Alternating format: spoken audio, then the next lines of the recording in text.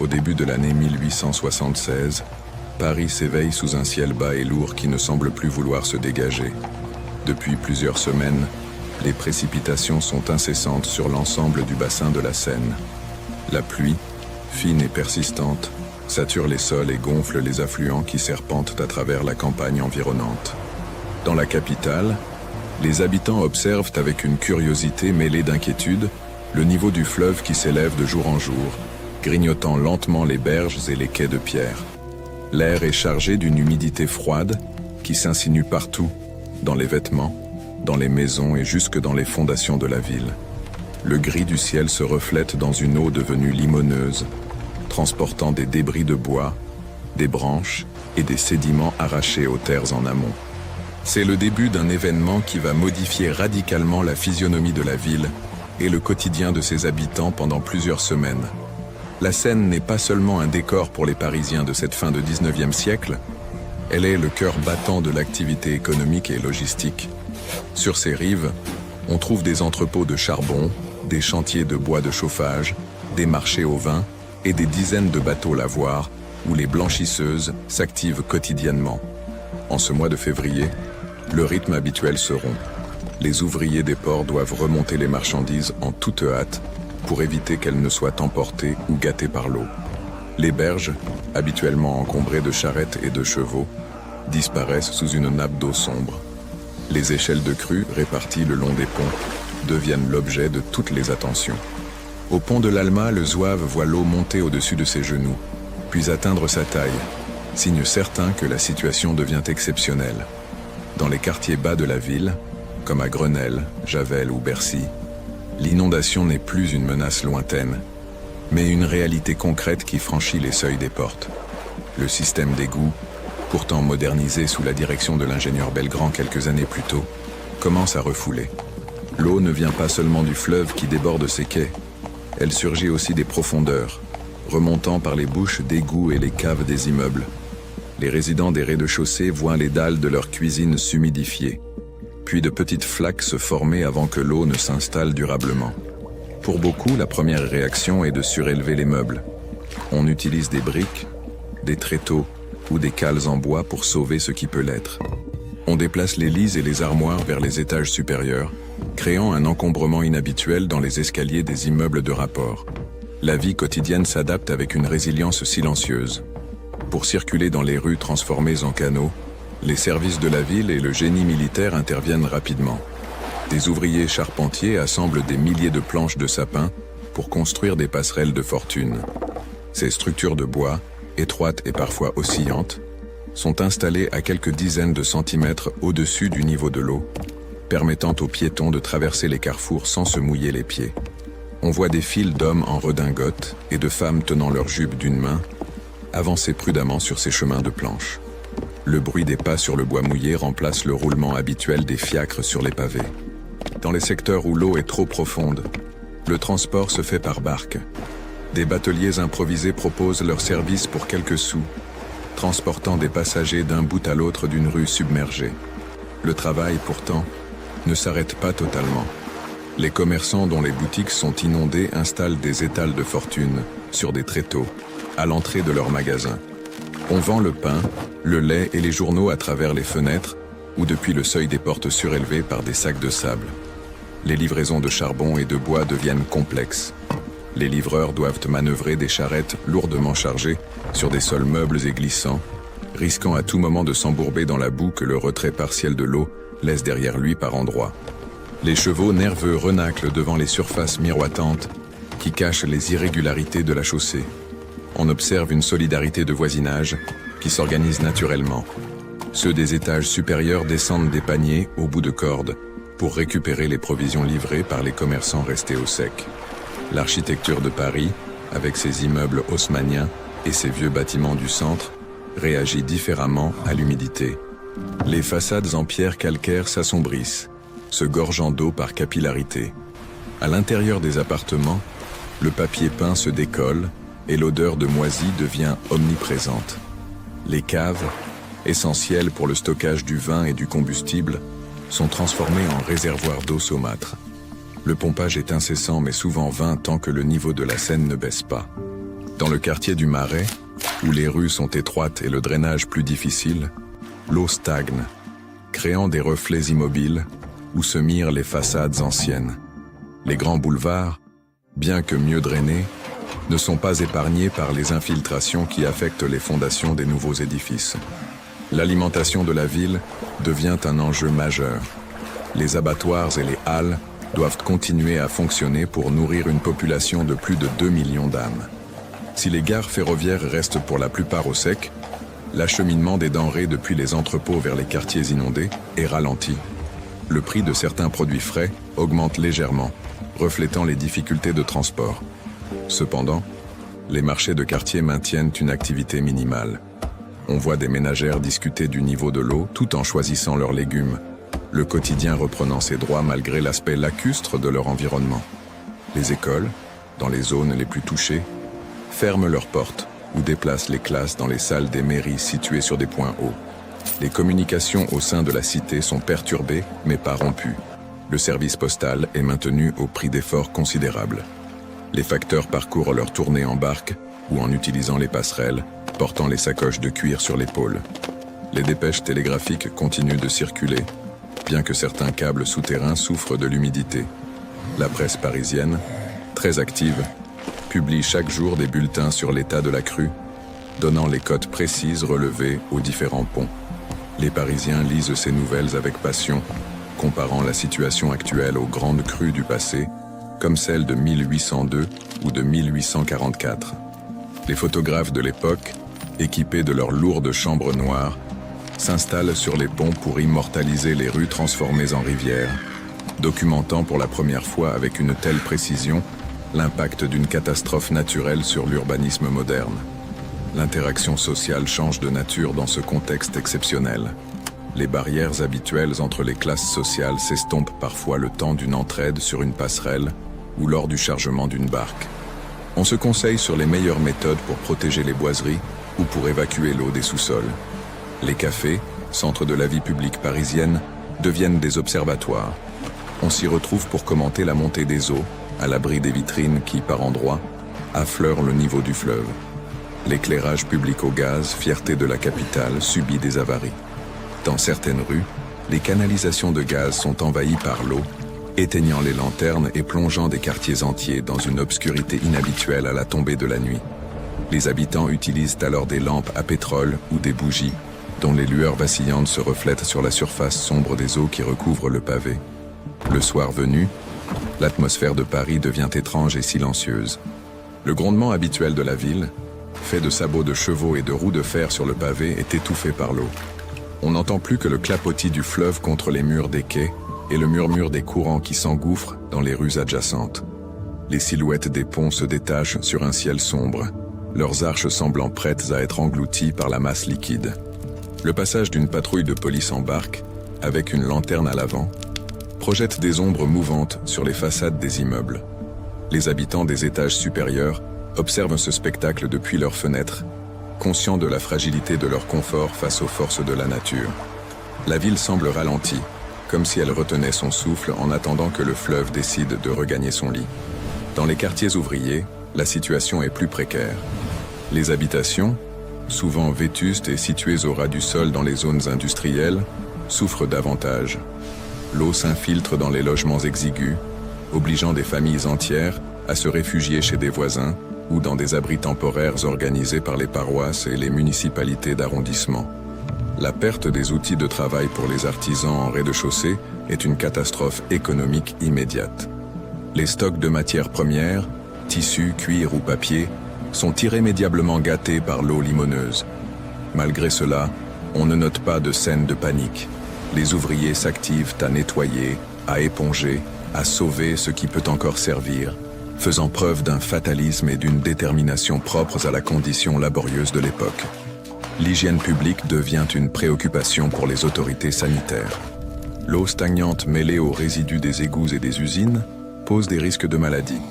Les médecins de ville recommandent de faire bouillir l'eau avant de la consommer et de surveiller l'apparition de fièvre. Des distributions de désinfectants, comme le chlorure de chaux, sont organisées dans les zones les plus touchées. On conseille d'aérer les pièces dès que la pluie s'arrête, malgré le froid, pour tenter de chasser l'humidité qui sature les murs.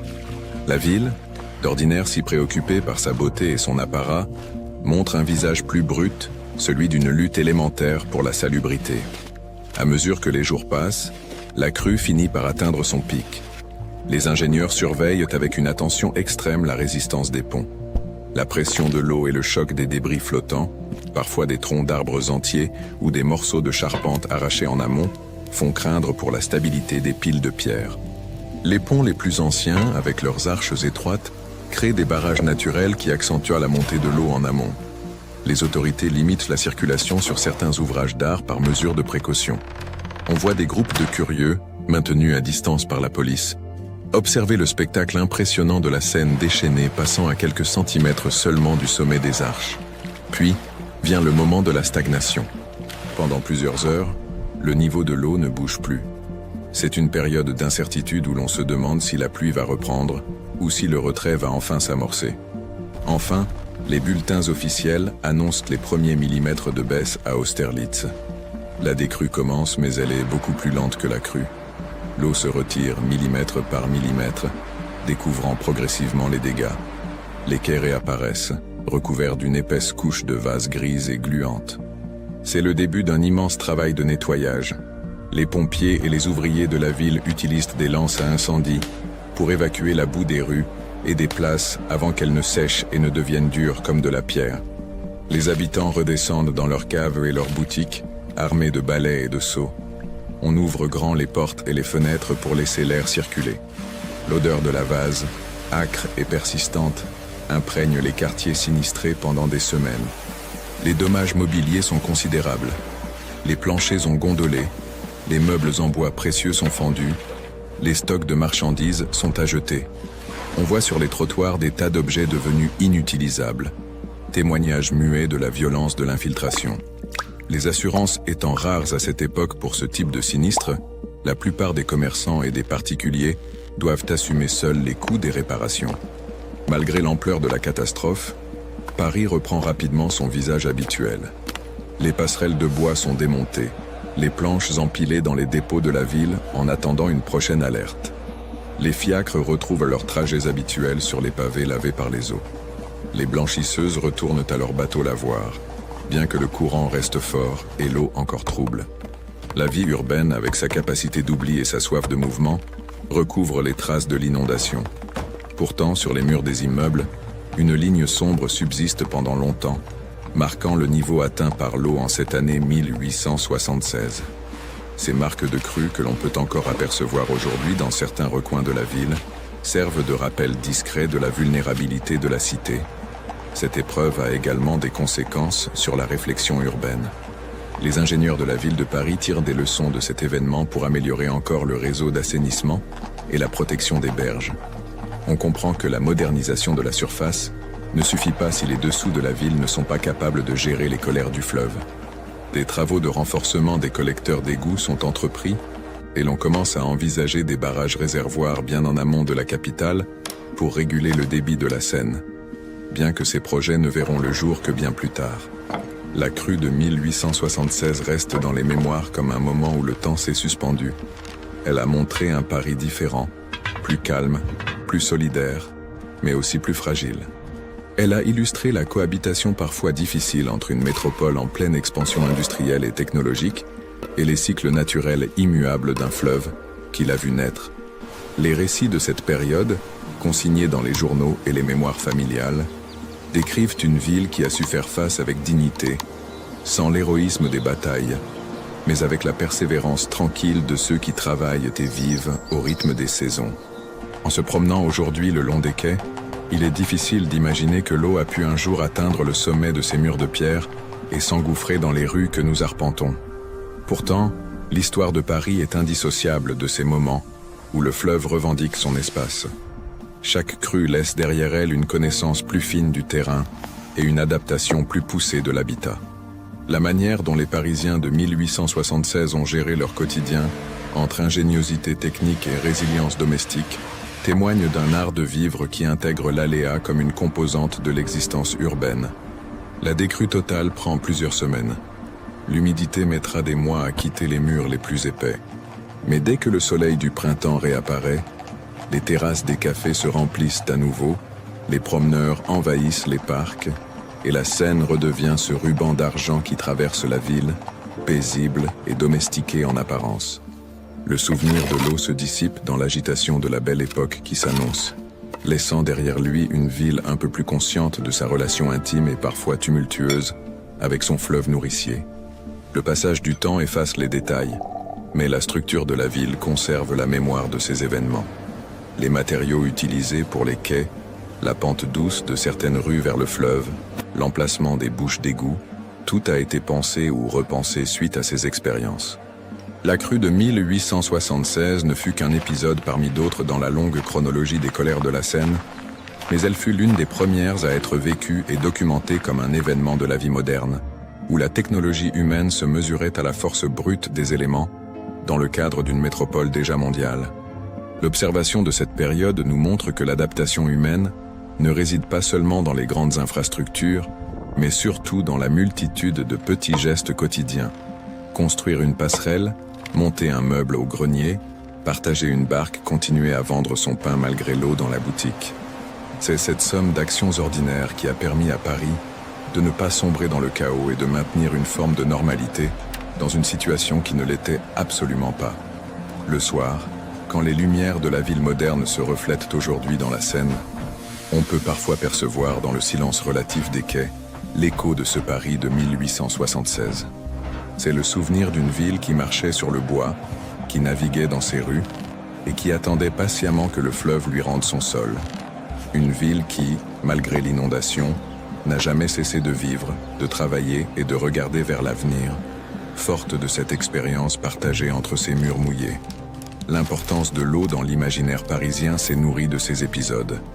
La Seine n'est pas qu'un obstacle à franchir par des ponts, c'est une entité vivante qui impose son rythme.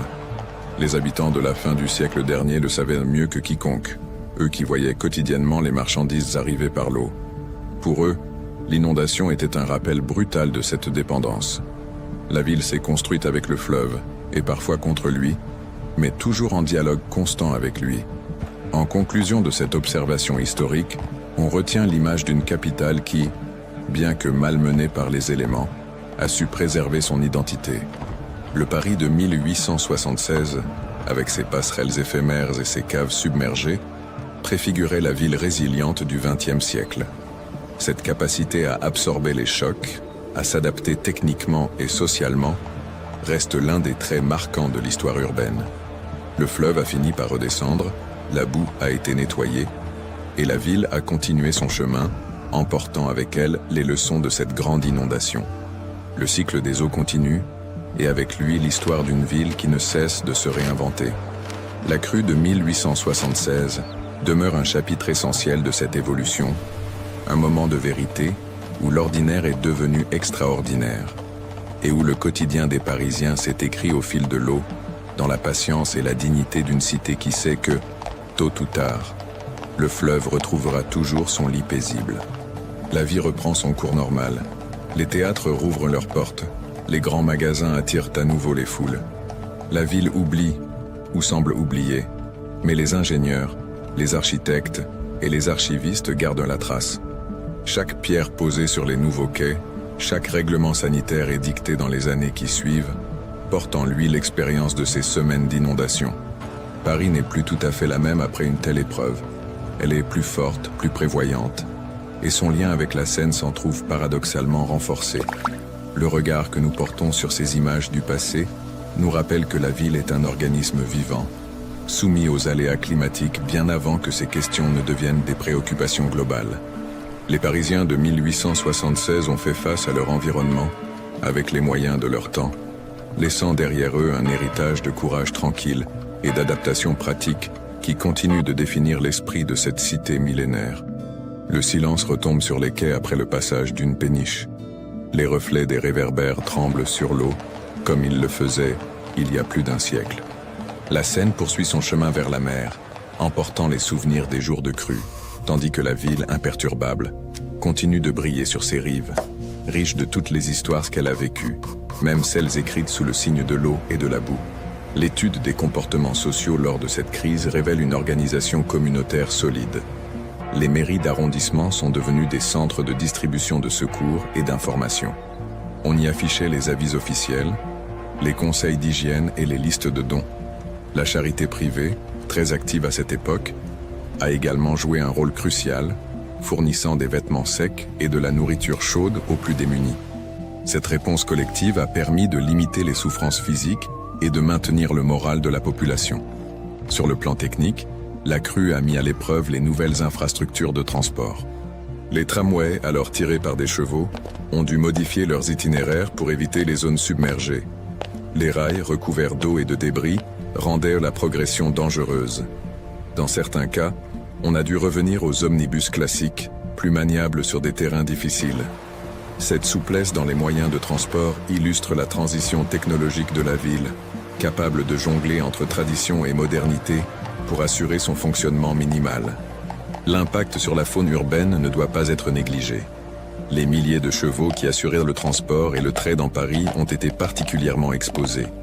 Les écuries situées dans les zones basses ont dû être évacuées, posant des problèmes logistiques immenses pour loger ces animaux indispensables à l'économie de la ville. Les rats, débusqués de leurs galeries dans les égouts par la montée des eaux, ont envahi les étages supérieurs des immeubles, ajoutant au désagrément de l'inondation une menace sanitaire supplémentaire. Les photographes de presse et les illustrateurs des journaux comme Le Monde Illustré ou L'Illustration ont trouvé dans la crue un sujet inépuisable. Leurs images ont circulé dans toute la France et à l'étranger, montrant un Paris transformé, presque vénitien par endroits. Ces représentations ont contribué à forger l'image d'une ville élégante même dans l'adversité, où les dames en crinoline traversaient des passerelles de bois avec une grâce inattendue. Cette esthétisation de la catastrophe fait partie intégrante de la culture parisienne de l'époque. À la fin de l'hiver 1876, alors que les dernières poches d'eau se retirent des caves les plus profondes, Paris semble sortir d'un long sommeil humide. La ville se remet en marche, plus active que jamais, portée par l'énergie de la reconstruction et du nettoyage. On repeint les devantures, on remplace les boiseries pourries, on replante les jardins publics abîmés par le séjour prolongé de l'eau. Le cycle de la vie urbaine reprend son dessus, mais la mémoire de la crue reste gravée dans l'inconscient collectif. Chaque grande crue est une leçon d'humilité pour la ville. Elle rappelle que malgré les boulevards rectilignes, les égouts monumentaux et l'éclairage étincelant, la géographie originelle de Paris, celle d'une vallée fluviale, finit toujours par se rappeler à nous. Les habitants de 1876 ont vécu cette leçon avec une résilience exemplaire, nous léguant une ville qui a su apprendre de ses épreuves pour devenir la métropole que nous connaissons aujourd'hui. Le calme revient sur les berges. Les pêcheurs à la ligne reprennent leurs places habituelles. Les promeneurs flânent à nouveau sous les arbres des quais. Le fleuve est redevenu un compagnon tranquille, un miroir pour l'architecture et une voie pour le commerce. Mais sous la surface, le courant puissant rappelle à celui qui l'observe que la Seine reste une force vive, capable à tout moment de sortir de son lit pour redessiner, le temps d'une saison, le paysage de la capitale. La documentation de cette époque, qu'il s'agisse des rapports administratifs ou des témoignages personnels, souligne l'importance de la réactivité des services publics. La gestion de la crue de 1876 a marqué un tournant dans l'organisation des secours urbains. On a vu apparaître une coordination plus efficace entre la police, l'armée et les services techniques de la ville, une structure qui servira de modèle pour les crises futures. Le paysage sonore de Paris pendant ces semaines a été l'un des changements les plus marquants. Le silence imposé par l'eau a transformé la ville bruyante en un espace feutré, où les bruits lointains portaient plus loin qu'à l'ordinaire. Les cris des bateliers, le sifflet des agents, le craquement du bois sous les pas, tout prenait une dimension dramatique dans cet environnement transformé. Cette parenthèse acoustique a laissé une impression durable sur ceux qui l'ont vécu, une sensation de ville suspendue dans le temps et l'espace. Les commerces de luxe du centre, bien que moins touchés physiquement que les industries des quartiers périphériques, ont souffert d'une baisse de clientèle. La vie mondaine a été ralentie, les soirées à l'opéra ou dans les salons étant compliquées par les difficultés de circulation. Cela a créé une atmosphère de recueillement forcé, une pause dans le tourbillon de la vie parisienne. Cependant, dès que l'eau s'est retirée, La soif de divertissement a repris avec une intensité accrue, comme pour compenser ces semaines de privation. La reconstruction des stocks et la remise en état des outils de production ont stimulé l'activité économique au printemps suivant. Les artisans charpentiers, les peintres, les maçons ont été sollicités de toutes parts pour effacer les traces de l'humidité. Cette période de travaux a contribué à l'effacement rapide des stigmates visibles de l'inondation, redonnant à Paris son lustre habituel avant l'arrivée de la saison touristique et des grandes foires commerciales. L'héritage de la crue de 1876 se retrouve aussi dans la littérature et les arts de l'époque. Plusieurs écrivains ont puisé dans ces décors lacustres pour nourrir leurs récits, décrivant la ville sous un jour fantastique ou mélancolique. Ces œuvres témoignent de la fascination exercée par la transformation soudaine d'un espace connu et maîtrisé en un territoire étrange et mouvant. Elles complètent la vision purement technique ou historique en y apportant une dimension sensible et imaginative. Aujourd'hui, quand on regarde les photographies jaunies de cette époque, on est frappé par le calme qui émane des visages.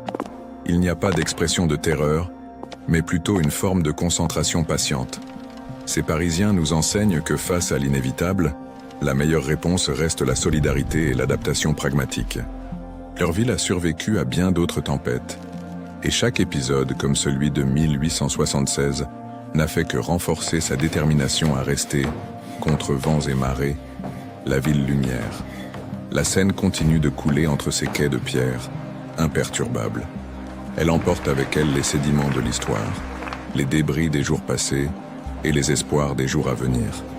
La grande inondation de 1876 n'est plus qu'une ligne dans les registres, un trait sur un mur, un souvenir lointain.